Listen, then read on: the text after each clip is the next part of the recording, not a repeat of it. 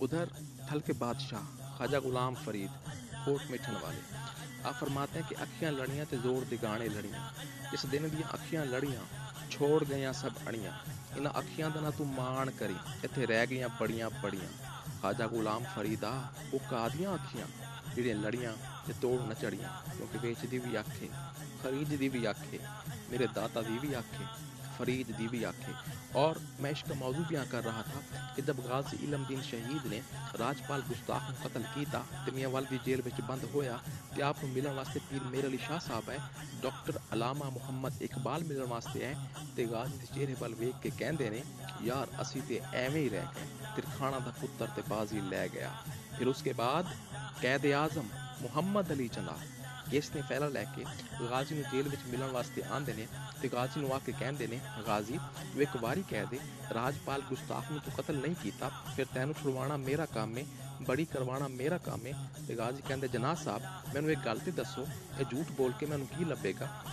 جناح صاحب کہندے نے غازی تینوں زندگی لبے گی، تینوں ماں پیو مل جان گے، تینوں بہنی بھرا مل جان گے، تینوں سجن یار بیلی مل جان گے، تینوں سب کچھ مل جاوے گا۔ تے غازی کہندے جناح صاحب اگر میں سوچ کے جھوٹ بولا کہ مینوں زندگی لبے گی، ماں پیو مل جان گے، بہنی بھرا مل جان گے، سجن یار بیلی مل جان گے، مینوں سب کچھ مل جاوے گا۔ جناح صاحب ایک گل دی گارنٹی مینوں تسی دے چھڈو، اگر میں جھوٹ بولاں گا کیا مینوں حسین دا نانا مل جاوے گا؟ کیا مینوں حسین دا نانا مل جاوے گا؟ تے جناح صاحب کیس تے فیصلہ لے کے واپس جاندے نے تے میرے شعور دے پرندے نے پرواز کیتی تے میں غازی دی قبر تے پہنچیا تے غازی دی قبر تے پہنچ کے عالم تصورات یا بلندیاں نوں چھو کے میں غازی نوں سوال کیتا غازی اتنا عشق اتنا عشق اتنا عشق اس عشق دی انتہا تینوں کتھوں لبھی؟ تے غازی کہندا سمر جمال پھر سن کہ جب تک بکے نہ تھے تو کوئی پوچھتا نہ تھا، ارے جب تک بکے نہ تھے تو کوئی پوچھتا نہ تھا، بس اس نے خرید کے مجھے انمول کر دیا، اور غم عاشقی سے پہلے مجھے کون جانتا تھا، تیرے عشق نے بنا دی میری زندگی فسانہ، تیرے عشق نے بنا دی میری زندگی فسانہ۔ اور جب اس عشق نے حضرت بلال کے دل کے دروازے پہ دستک دی تو حضرت بلال سے عالم تخیلات میں نے پوچھا کہ بلال آخر وجہ کیا ہے؟ امیہ بن خلف تجھے مارتا ہے، پیٹتا ہے، اذیتیں دیتا ہے، تکلیفیں دیتا ہے، مگر پھر بھی تو روتا نہیں، مسکراتا ہے، کیا بات ہے؟ تو بلال نے کہا سمر جمال تو نہیں جانتا، میں جانتا ہوں، کیونکہ امیہ بن خلف کی نظریں مال کی طرف ہے، میری نظریں سرکار کی طرف ہے، مگر میں اتنا ضرور جانتا ہوں کہ عشق سرکار میں جو جہاں سے گزر جاتے ہیں یہ حقیقت ہے وہی لوگ سنور جاتے ہیں۔ اور پھر ایک وقت ایسا بھی آیا کہ میرے آقا نے حضرت بلال سے فرمایا بلال آج کعبے کی چھت پہ چڑھ جا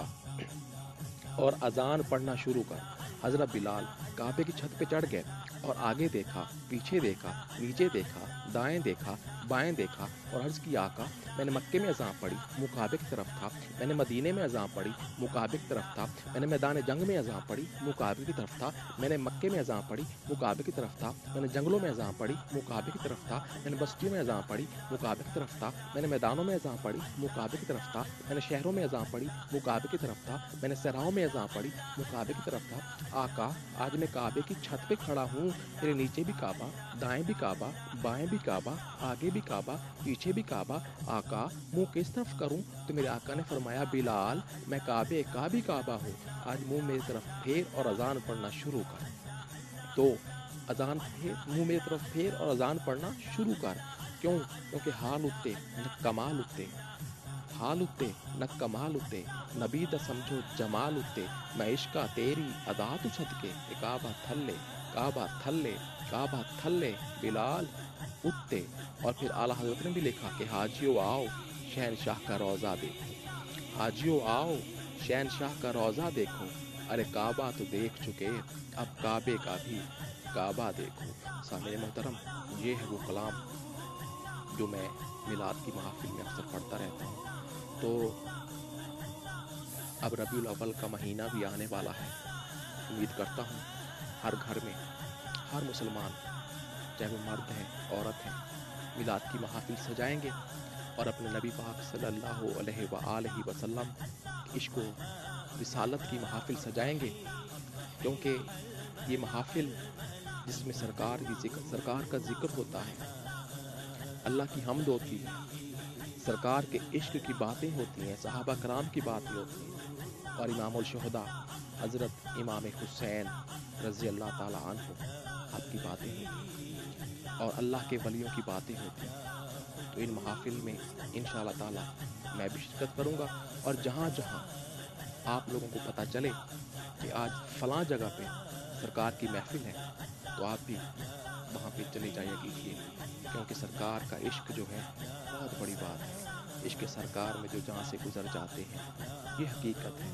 وہی لوگ سمر جاتے ہیں۔ چلتے ہیں ایک بریک کی طرف، ملتے ہیں تھوڑی دیر کے بعد، کہیں جائیے گا مت، اپنے میزبان سمر جمال کو تھوڑی دیر کے لیے بس اجازت دیں۔ اللہ حافظ۔